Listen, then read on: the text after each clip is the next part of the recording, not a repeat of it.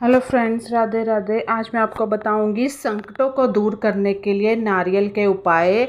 नहीं होगी धन की कमी। नारियल का प्रयोग हम पूजा पाठ और शुभ कार्यों में तो करते हैं। नारियल में त्रिदेवों का वास माना जाता है।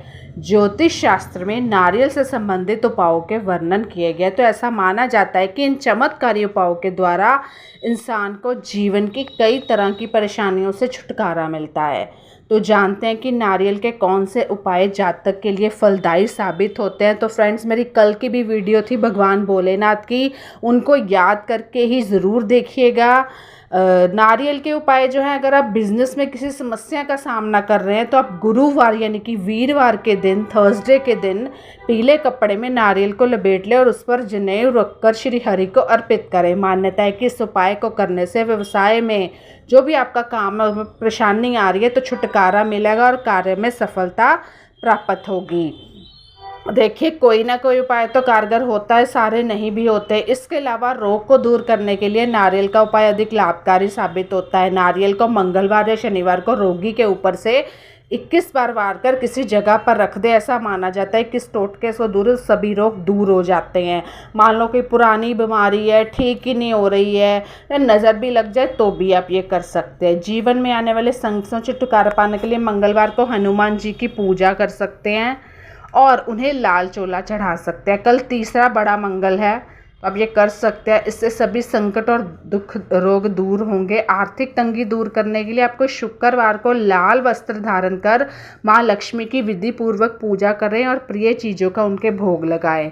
इसके बाद नारियल को लाल कपड़े में बांधकर मंदिर में रख दें। माना जाता है कि इससे आर्थिक तंगी खत्म होती है और धन लाभ के योग बनते हैं। दूसरा मैं बताऊंगी हम भंडारा क्यों करवाते हैं, क्या है इसके पीछे की पुरानी कथा। सनातन धर्म में अन्न का दान कितना शुभ माना जाता है, तो इसलिए धार्मिक अनुष्ठान के बाद भंडारा का आयोजन किया जाता है। भंडारे में खाने की चीज़ों का दान किया जाता है। मान्यता है कि मृत्यु लोक में भंडारा करने से पूर्वजों को आत्मा को शांति प्राप्त होती है। तो जानते हैं कि आखिर क्यों किया जाता है भंडारा। हम कहते हैं लोग भंडारा करवाते हैं, तो आखिर क्या बात क्या है, क्यों करवाते हैं। क्या होता कि पुरातन समय में भंडारे की जो शुरुआत हुई थी, उस विदर्भ के राजा श्वेत परलोक में पहुंचने पर उन्हें अधिक भूख लगने लगी, लेकिन उन्हें कुछ खाने को नहीं मिला।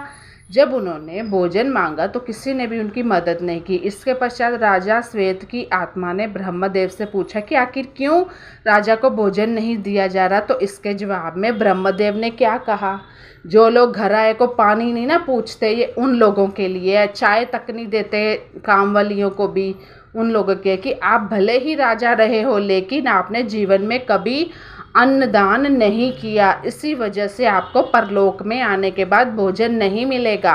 इसके बाद राजा ने आने वाली नई पीढ़ी को सपने में आकर अन्न का दान करने के लिए कहा। तभी से भंडारे कराने की प्रथा की शुरुआत हुई। अभी हमारे बड़े नाना दादा या कोई भी बड़े लोग हमें बोलते हैं ना कि घर आए को एटलीस्ट पानी चाहे तो ज़रूर पूछो, क्योंकि जब आप ऊपर जा रहे होते हैं मृत्यु लोक में, तो बीच में जब रास्ते में प्यास लगती है तो आपको पानी नहीं मिला। क्यों? क्योंकि आपने जीवन में क्या क्या दिया है, ये बोला जाएगा। भंडारा करने से मिलते हैं ये लाभ। धार्मिक अनुष्ठान के बाद भंडारा करने से पूजा सफल मानी जाती है, जातक को पुण्य की प्राप्ति होती है।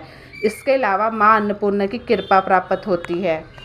भंडारा करने से घर में सुख समृद्धि का आगमन होता है और धन की कमी का भी कभी सामना नहीं करना पड़ता। लोगों की दुआएं जितनी हो लेनी चाहिए। क्यों करवाना चाहिए भंडारा? माना जाता है जबकि आपके घर में कोई धार्मिक अनुष्ठान होता है तो उसके बाद भंडारा करवाया जाना चाहिए। धार्मिक और मांगलिक अनुष्ठान के बाद भंडारा करवाने से जो किया गया कार्य सफल होता है। साथ ही अन्नदान का पुण्य भी आपको प्राप्त होता है। भंडारा करवाने से जरूरतमंद लोगों को भोजन करवाने से आपको ईश्वर का आशीर्वाद प्राप्त होता है।